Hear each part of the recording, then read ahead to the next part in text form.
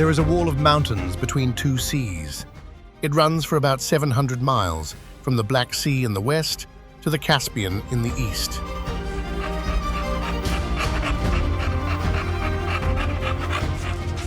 At its center, the peaks climb higher than the Alps, higher than anything in Europe. A person could drive the length of the range in a couple of days. Inside that narrow space, an area about the size of New England, people speak more than 50 languages.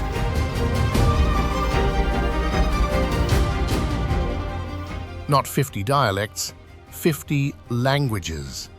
Some are as far apart as English is from Chinese, and many of them are related to nothing else on Earth. No cousins, no parent, no other branch of the human family that sounds remotely the same.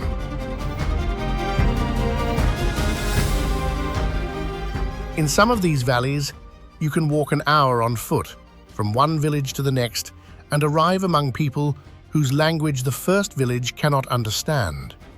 Cross the next ridge and it changes again, a different tongue, a different name for water, for mother, for snow. 1,000 years ago, an Arab geographer named al-Masudi rode through here. He gave the range a name. He called it Jabal al-Alsun, the Mountain of Tongues.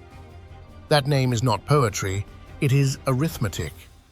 When Rome set up a trading post on this coast, the merchants kept interpreters on staff just to do business. According to Pliny, they needed 130 of them for one market town. The Greeks who came before them had counted 70 different peoples coming down from the hills to trade. 70, each speaking something the others could not follow. Linguists have spent 2 centuries trying to explain it. Why here? Why so many? Why these languages survived when the tongues of so many other small peoples slipped away into silence?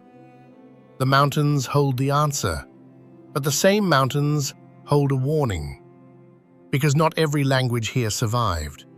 One of them ended on a single afternoon in the autumn of 1992, with the death of one old man in a village far from home.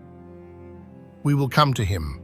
First, the question underneath all of it, the one that linguists still argue over and the terrain still half answers.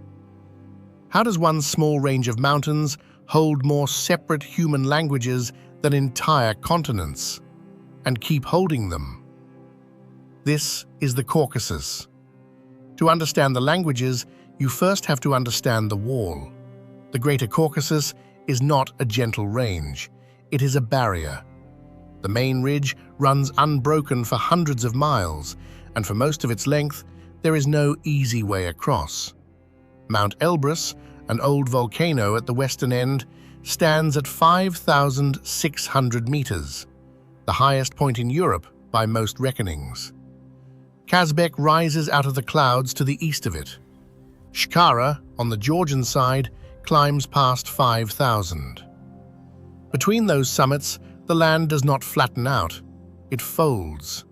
Rivers have cut deep gorges down both flanks of the range, and each gorge is its own world, walled off from the next by ridgelines that take days to cross on foot, and for half the year are buried under snow. That is the engine, that is the whole secret in one sentence. When people settled these valleys, the mountains kept them apart. A community could live for 1,000 years in a single gorge, marrying within itself, speaking its own speech, rarely meeting the people 3 valleys over. Languages drift the way rivers drift, slowly, constantly, always away from their source. With nothing to pull them back together, they kept drifting. One language became 2, 2 became 5. Over enough centuries, in enough valleys, you get 50. Elsewhere on Earth, empires flattened that diversity. A conquering army arrives, a single language of administration spreads, and the small tongues fade within a few generations. It happened across most of Europe. It happened across most of China. It happened across the plains. But you cannot easily march an army up a frozen gorge. The same walls that divided the valleys from each other also defended them from the world outside. The mountains were too poor to be worth ruling, and too steep to rule even if you wanted to. So the languages stayed, not by luck, by geography. Nowhere is this clearer than in the eastern Caucasus, in a Russian republic called Dagestan. The name means simply land of the mountains. It is the densest knot of languages anywhere in the range, and possibly anywhere on the planet. More than 30 distinct languages are spoken inside its borders. Avar, Dargin, Lesgian, Lak, Tabasaran. And below those, smaller still, languages spoken by a few thousand people or a few hundred in one cluster of villages and nowhere else in the world. Drive up into the high country and the road narrows to a thread cut into the cliff face.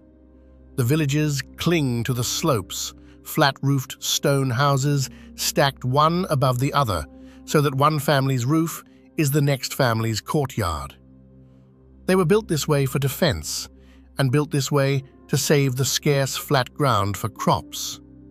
From a distance, they look less like towns than like outcrops of the rock itself. In a village called Kvashi, in a remote valley reached by a rough mountain road, people speak a language called Kwashi.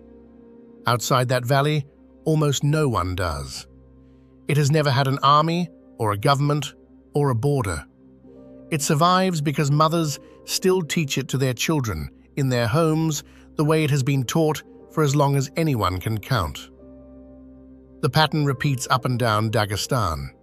In one place, a language of shepherds carried up to the high pastures each summer. In another, the speech of a village famous for 300 years for its silver. Kubachi sits high in the mountains, and for centuries its men have worked precious metal, engraving, inlaying, hammering silver into blades and bowls traded across the region.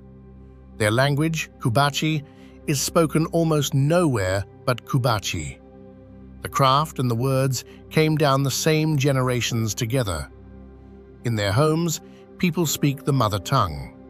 At school, in government, in business, they speak Russian, the common language that lets a Lesgian trade with a Lak and an Avar argue with a Dargin. Most people here grow up holding more than one language at once, switching between them without thinking, the way a person changes rooms in a house they have always lived in. This is what the Greeks saw when they counted 70 peoples coming down to the coast. This is what the Romans were paying 130 interpreters to manage. It was never a single people speaking with one voice. It was always this, a mosaic, valley by valley, each piece its own. And the mountains that made it are not empty of anything but people. High above the last village, above the tree line, on the bare rock just below the snow, lives an animal found nowhere else on earth, the West Caucasian tur. A wild goat, heavy-bodied, with great curved horns that sweep back over its shoulders. It lives in a band of the mountain almost nothing else can use, between 800 meters and 4,000, on slopes so steep a human would need ropes. In summer, it climbs toward the snow line. In winter, it drops just low enough to find grass under the drifts. Its hooves are built for the rock, hard at the rim for grip on stone, soft in the center to mold to the surface, like a climber's shoe grown onto the foot. The tur is the largest animal in these high pastures, and it is endangered now, hunted and squeezed into a shrinking range. But it has lived in this exact zone of the mountain, this thin ribbon of cliff between forest and snow, for far longer than any language spoken below it. The horns of the tur appear on emblems and trail markers across the range. It has become a kind of signature of the place, the animal that learned to live on the wall itself. If the Tur learned to live on the wall, the people learned to live behind it.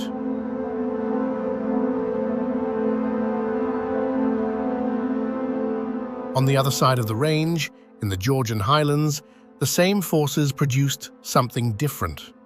Not a knot of many languages, but a single one held in near-perfect isolation, and a way of building that has no equal.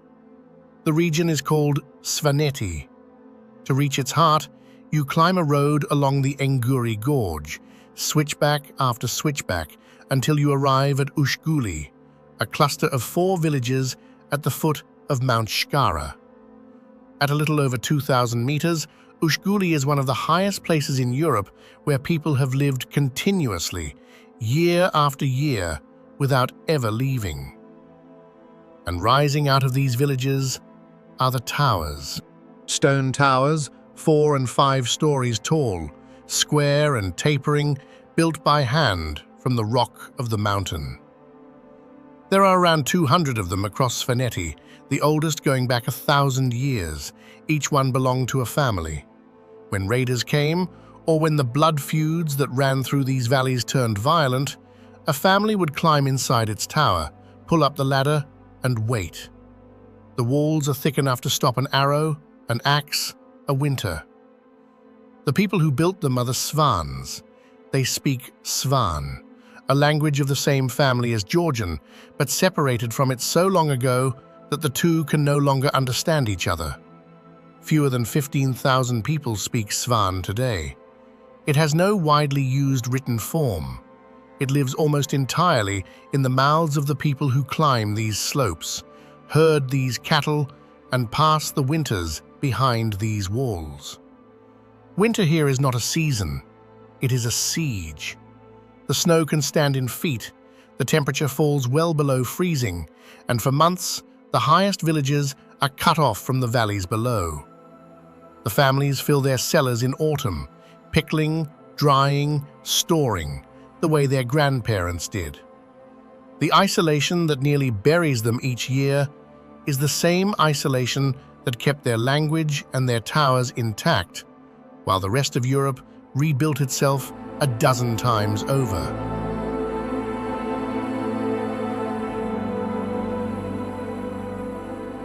And in the long dark of those winters, the Svans sing.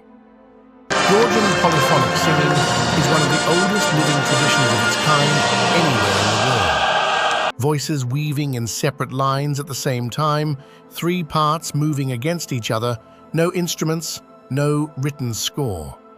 It is sung at the feast table, in the church, in the field.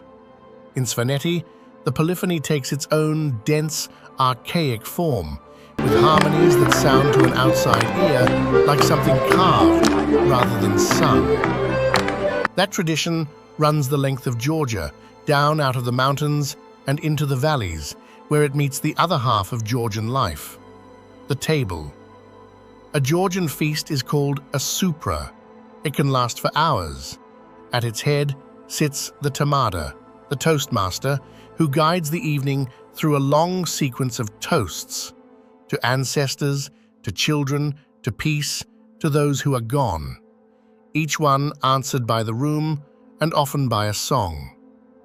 The wine that fills the glasses is made the old way, fermented in great clay vessels called quevri, buried up to their necks in the earth. Georgians have been making wine like this for 8,000 years. It may be the oldest winemaking tradition on the planet. One of these songs has traveled further than any of the people who sing it.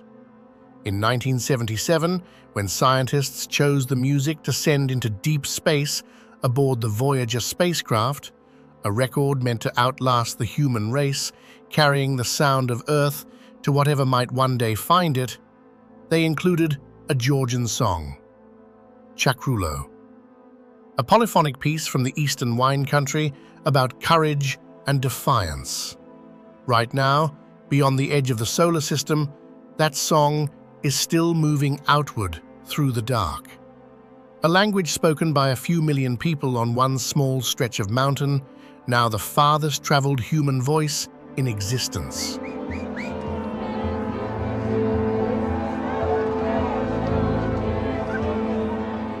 The Georgian capital sits where the mountains meet the lowlands, Tbilisi, a city built along a river gorge, layered with the marks of everyone who passed through: Persian, Arab, Mongol, Ottoman, Russian. For most of its history, Georgia was caught between larger empires, fought over, partitioned, absorbed. And through all of it, the Georgian language held. It has an alphabet of its own, looping and rounded, used for nothing else on earth, with a written literature reaching back 1,500 years. That is the second great fact of this region. The Caucasus did not only keep small languages alive in hidden valleys, it kept whole alphabets, whole literatures, whole nations alive in the open, pressed between empires that would have erased them anywhere flatter. Look south into the Lesser Caucasus and you find another. Armenia is one of the oldest continuous nations on Earth, and Armenian is one of the great solitary languages, its own single branch of the vast Indo-European family, with no close relatives anywhere. In the early 5th century, a scholar named Mesrop Mashtots set out to give his people their own letters, so that their faith and their words would not have to be borrowed from anyone else. The alphabet he designed, around the year 405, is still in daily use 16 centuries later. Children in Yerevan learn the same shapes he drew. Armenia was also, by tradition, the first state in the world to adopt Christianity, early in the 4th century, before Rome itself. Its monasteries are cut into cliff faces and folded into mountain valleys, built of the same volcanic stone as the land around them, so that they seem to grow out of the rock. They held the language and the faith through centuries when both were under threat. East again, toward the Caspian, the picture changes once more. Azerbaijan. Here, the dominant language is Azerbaijani, a Turkic tongue, cousin to the languages of Central Asia and Turkey, carried into the region by movements of people over the last 1,000 years. It is the mark of a different layer of history settling over the same mountains, the steppe reaching the sea. And the Lesgian people, who live in southern Dagestan, spill across the modern border into northern Azerbaijan. The line on the map, drawn in the 20th century, runs straight through the middle of a single people who have lived on both slopes of their mountain for far longer than either country has existed. The language does not stop at the checkpoint. It never agreed to.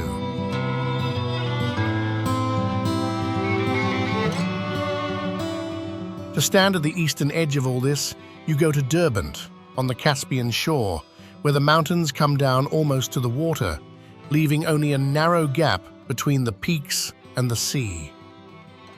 Derbent is one of the oldest continuously inhabited cities in the region, with a history reaching back thousands of years. Its name, in Persian, means the closed gates. For the empires of the south, Persian, then Arab, this narrow coastal strip was the doorway between two worlds, the settled lands below and the open steppe above, from which raiders came. So they built a wall, a great fortress on the heights, and stone walls running down to the sea, sealing the gap. Whoever held Derbent held the gate. The languages of conquest washed over Derbent in waves. Persian rulers moved thousands of families here from the interior. For centuries afterward, Arabic was the language of learning across the mountains of Dagestan, the tongue of scholars and manuscripts, even among people whose mother speech was something else entirely. Layer over layer, the languages came. And underneath them all, In the high villages the gates were built to guard, the old tongues went on being spoken, exactly as before.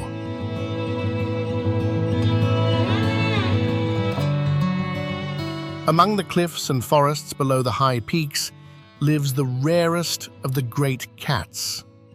The Persian leopard, also called the Caucasian leopard, is the largest leopard subspecies in the world, and the only big cat still ranging across these mountains. It moves through the most remote country left, the gorges of Armenia, the borderlands of Azerbaijan, the forests of the high Caucasus. It hunts the wild goat and the deer, covers enormous distances alone, and avoids people so completely that for years at a time, the only proof it exists is a print in the mud or a frame caught by a camera trap. There may be fewer than 200 of them left across the entire region. Poaching, the loss of its forest, and the slow disappearance of the prey it lives on have pushed it to the edge. And yet, the leopard has not gone. Conservation groups across Georgia, Armenia, and Azerbaijan have made it their emblem, a creature that, like the languages around it, survives precisely because it learned to live where almost nothing else could reach it. The same remoteness that preserved 100 tongues preserved this one cat. The mountains keep what the world cannot get to.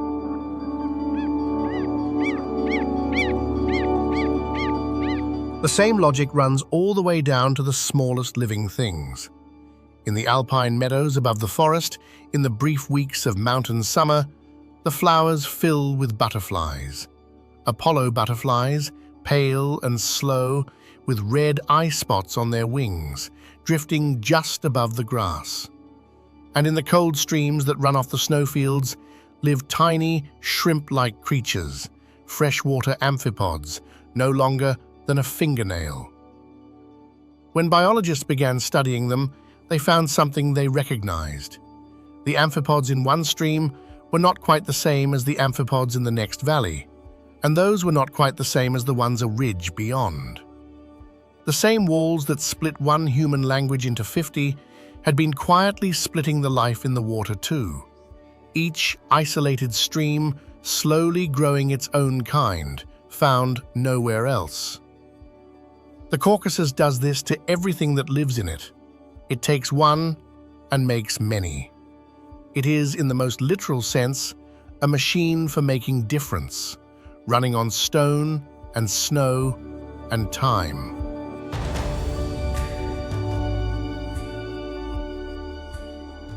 The depth of time here is hard to hold in the mind. In 1991, in the hills of southern Georgia, near a medieval village called Svaneti, archaeologists digging beneath the ruins of an old town found something far older underneath. Skulls, human skulls, but not modern human. They belonged to early members of our genus, and they were roughly 1.8 million years old. They are the oldest human remains ever found outside Africa. Before there were 50 languages here, before there were towers or alphabets or empires, before there was anything we would recognize as history at all, the ancestors of humankind were already in these mountains. The Caucasus was one of the first doorways our kind walked through on the way out of Africa and into the rest of the world. People have been finding shelter in this range for longer than almost anywhere else on the planet outside the continent where we began. And shelter is exactly the word. Through the long ice ages when glaciers ground down across the north and whole landscapes were scoured bare, the deep valleys of the Caucasus stayed warm enough, sheltered enough, to keep things alive that died out everywhere else. Plants and animals that vanished from the rest of Europe held on here, in pockets, waiting out the cold. This is part of why the range is so rich in life found nowhere else. It has been a refuge for so long that it accumulated survivors the way a deep harbor accumulates ships. The mountains kept warmth-loving forests through the ice. They kept the heirs of vanished steppe nations. They kept 50 human languages through 1,000 years of empires. The same trick, over and over, on every scale. Whatever the wider world destroyed, some fragment of it found a valley here and endured. And where the people could not build behind the rock, they carved into it. In southern Georgia stands Vardzia, a city cut directly into the face of a cliff. In the 12th century, builders hollowed out a monastery and a fortress town from the living stone.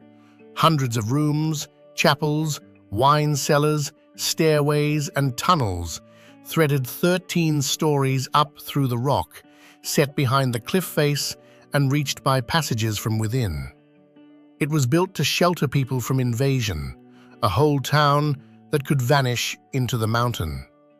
An earthquake later sheared away the outer wall of stone, opening the honeycomb of rooms to the daylight, so that today you can see the carved city in cross-section, like a cutaway drawing made real. Elsewhere in Georgia stands Uplist-Seek, older still, a town carved from the rock thousands of years ago, with halls and dwellings and pagan temples shaped from the stone long before Christianity reached the region. Here, too, the instinct is the same as the towers, the same as the high villages, the same as everything else in these mountains. When the world is dangerous and the rock is strong, you do not fight the mountain. You move into it. You let it keep you, the way it has kept everything else.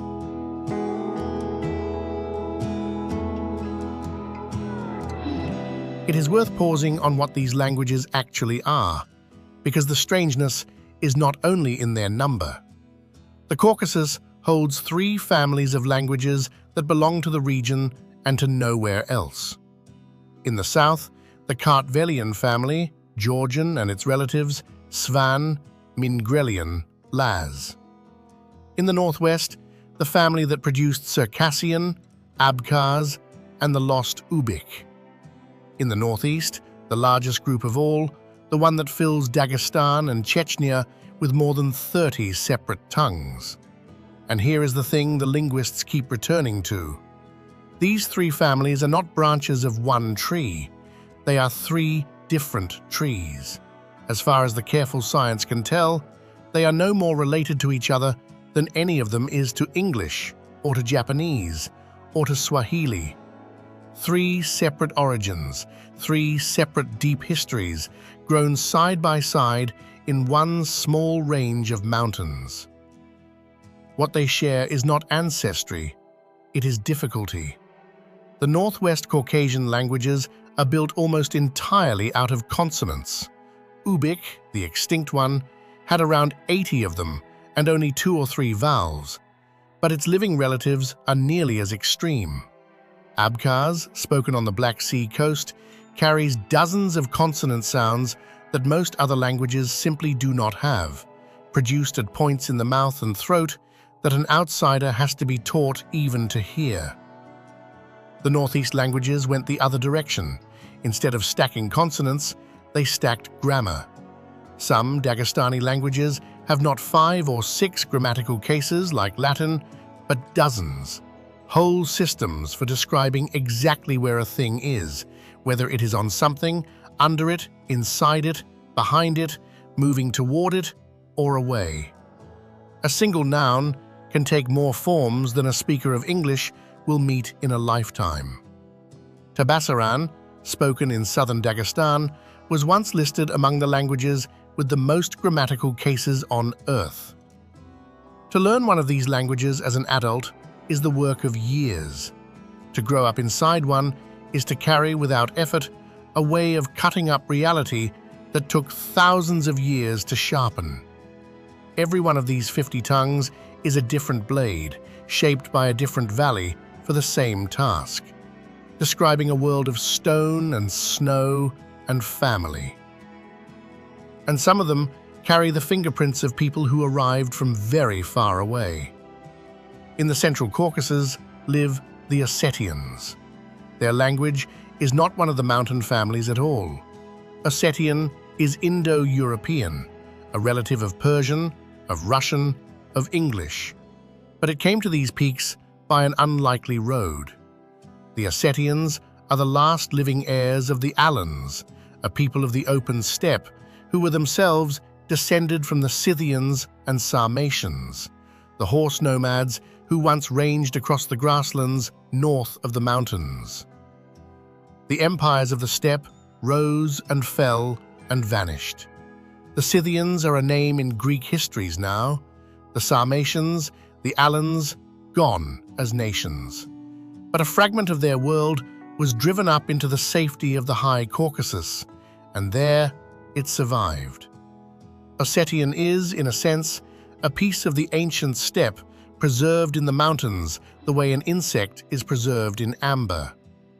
The Ossetians still tell the Nat sagas, a vast cycle of ancient heroic legend shared in different forms across the northern Caucasus, with roots reaching back into that lost nomad past. The mountains did not only make new languages, They sheltered old ones the open world had thrown away. North of Georgia, in the gorges of Chechnya and Ingushetia, live the Vainak peoples, the Chechens and the Ingush, whose languages form the small Nak group of the northeastern family. Their valleys, too, are full of towers. Like the Svans, the Vainak built tall stone towers, for defense, for dwelling, for the dead, and clusters of them still stand in the high country, grey and vertical against the slopes, some of them many centuries old. They were raised without mortar in places, fitted stone to stone by builders who, by tradition, had to complete a tower within a set span of time or forfeit it. A family without a tower was a family without standing. These are the same peoples who, in 1944, were loaded onto trains and deported to Central Asia in a single operation, a story we will come to. The towers stood empty through those years. When the survivors were finally allowed home, the towers were still there, waiting on the ridgelines, older than any grievance, older than the empire that had emptied them. On the western coast, where the mountains meet the Black Sea, lies Abkhazia and the Abkhaz language, one of the last living members of the Northwest family. Abkhaz matters here for a particular reason. When Ubik died with Tevfik essence, the world did not lose an only child, it lost one of 3 siblings. Abkhaz and Circassian are Ubik's closest surviving relatives, the other branches of that strange, consonant-heavy family that grew up on this stretch of coast. To hear Abkhaz spoken is to hear something close to the family of sounds that died in 1992. The relatives survive. The third has gone silent. And the same 19th century catastrophe that emptied the coast pushed all of them to the edge at once. East, toward the Caspian, the land turns to fire. Azerbaijan has been called the land of fire, and the name is not a metaphor. The ground here is soaked in oil and natural gas, and in places, the gas seeps to the surface and burns, flames that rise straight out of the bare hillside and have done so, in some spots, for thousands of years.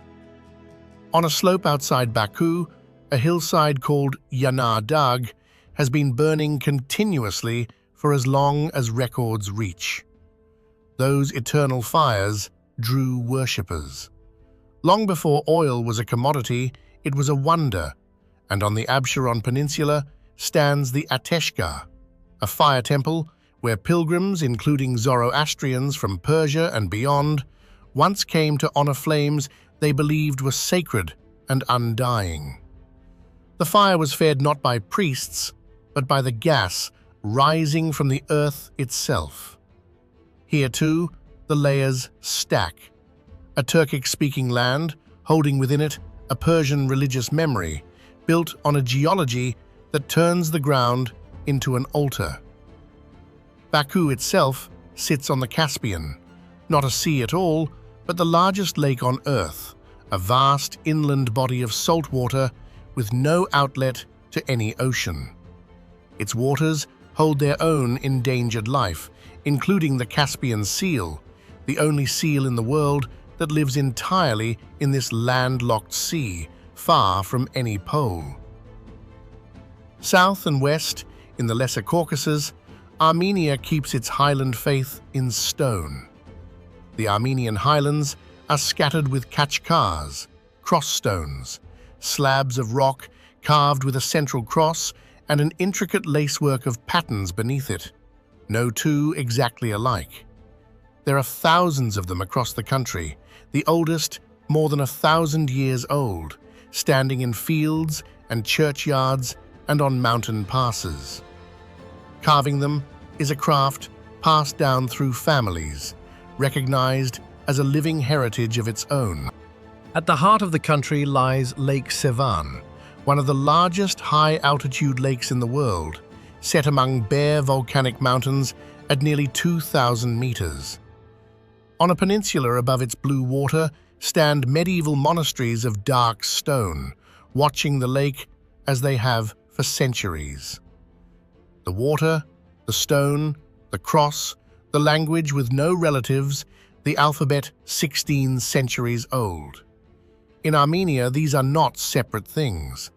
They are the same act of holding on, repeated in every medium a people had.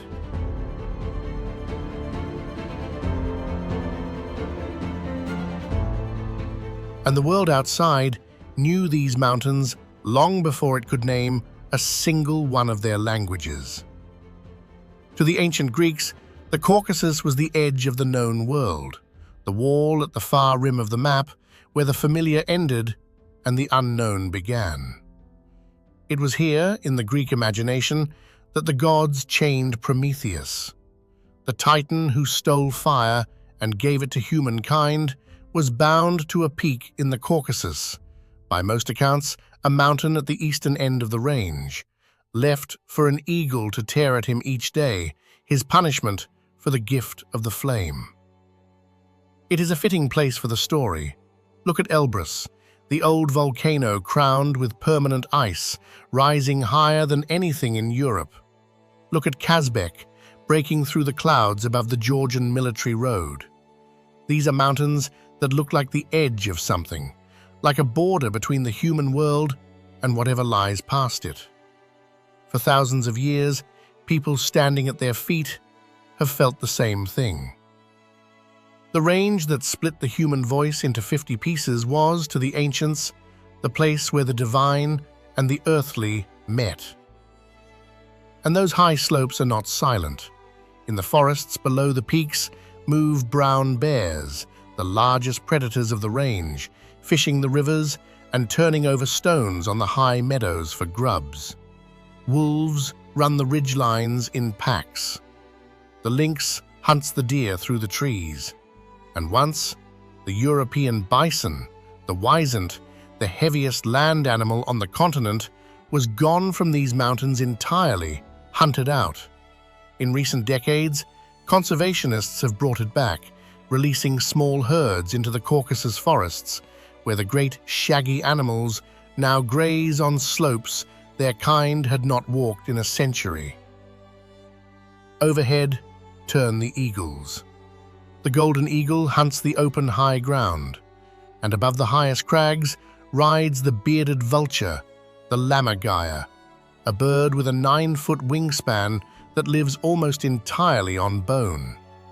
It carries the skeletons of dead animals high into the air and drops them onto the rocks below to shatter them, then descends to swallow the splinters. A bird that has built its whole existence around the one thing every other scavenger leaves behind.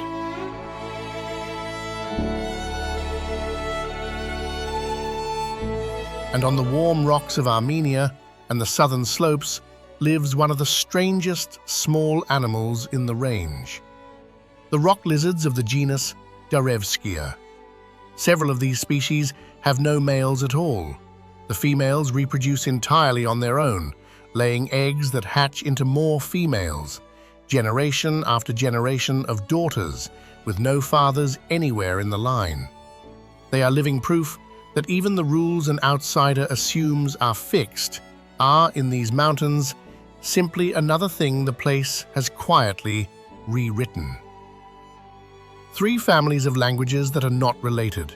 A steppe tongue preserved in amber, a consonant language that died, and its siblings that did not. Fires that burn out of the bare earth. A lizard that needs no males. A bird that eats bone. The Caucasus is not one wonder. It is a cabinet of them, each shaped by the same forces: the wall, the isolation, the depth of time, and each found, in its exact form, nowhere else. But remoteness is not the same as safety, and the history of these mountains is not only a history of survival. It is also a history of what was taken. For most of its history, the mountains protected the people in them.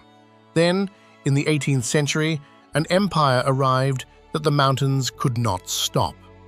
Russia came north to south, pushing into the Caucasus over the course of 100 years. In the high country of the east, in Dagestan and Chechnya, the resistance gathered around one man.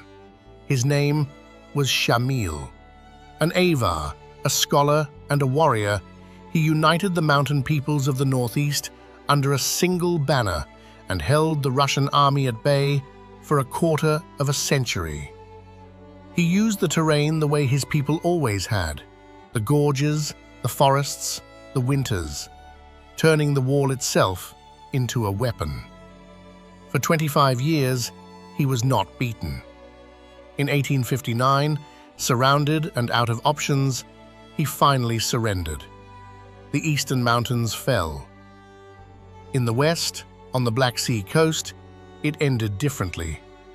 It ended in a way that has its own name now.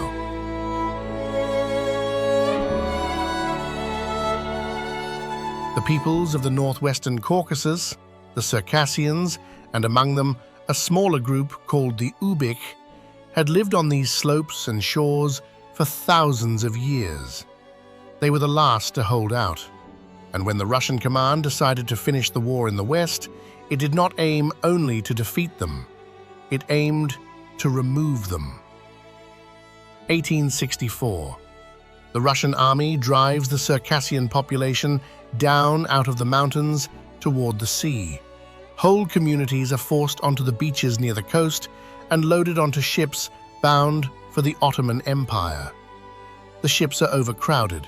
Disease moves through them. Many never reach the far shore. By the most credible estimates of roughly 1 million people, the overwhelming majority, likely around 90%, were killed or driven out.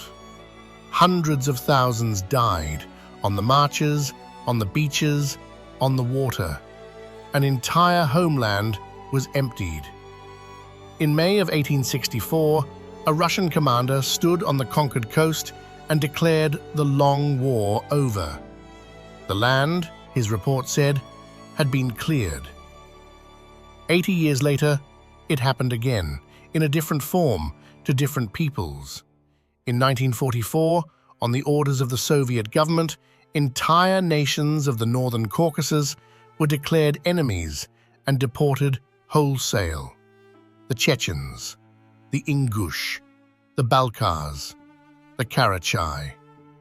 In the depth of winter, soldiers arrived in the villages, gave families minutes to gather what they could carry, and loaded them onto freight trains bound for the steppes of Central Asia and Siberia.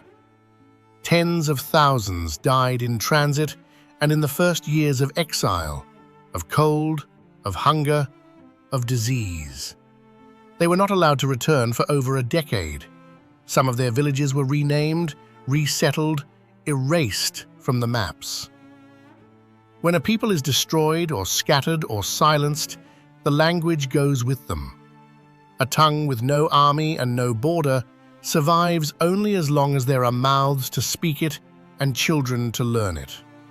Break that thread, empty the valley, scatter the families across a continent, and the clock starts running.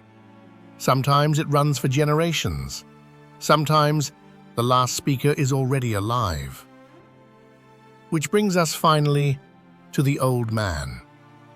His name was Tevfik Essence. He was born in 1904 in a village in Turkey, not in the Caucasus at all, but among the descendants of those who had been driven out of it.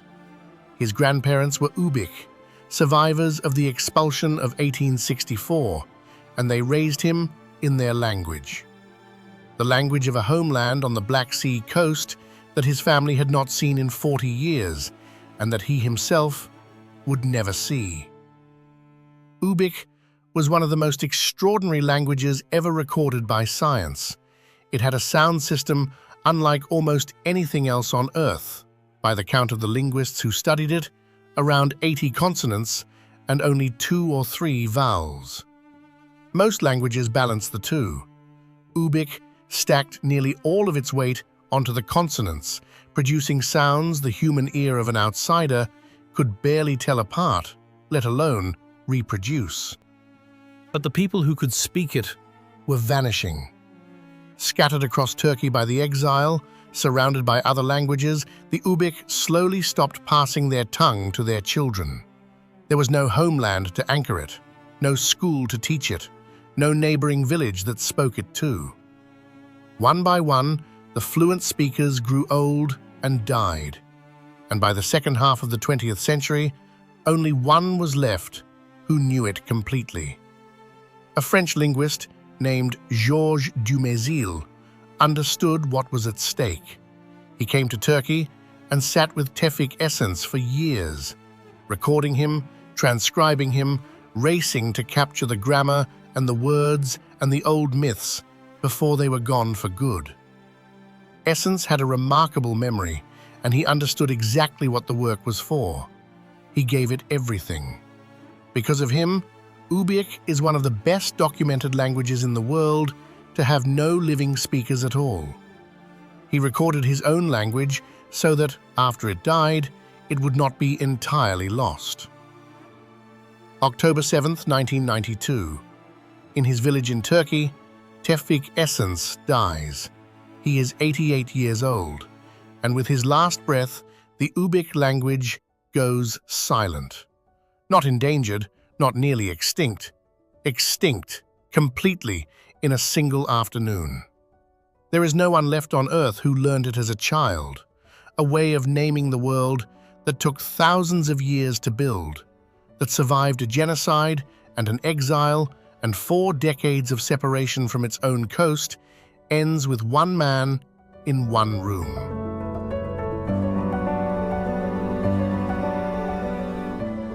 He had known it was coming. In his final years, he composed the words he wanted carved on his own gravestone. The inscription remembers him as the last man who could speak and write the language of the Ubik, the one who carried it to the end and set it down. This is the warning the mountains hold, beside the miracle. 50 languages survived in the Caucasus because the valleys kept them safe.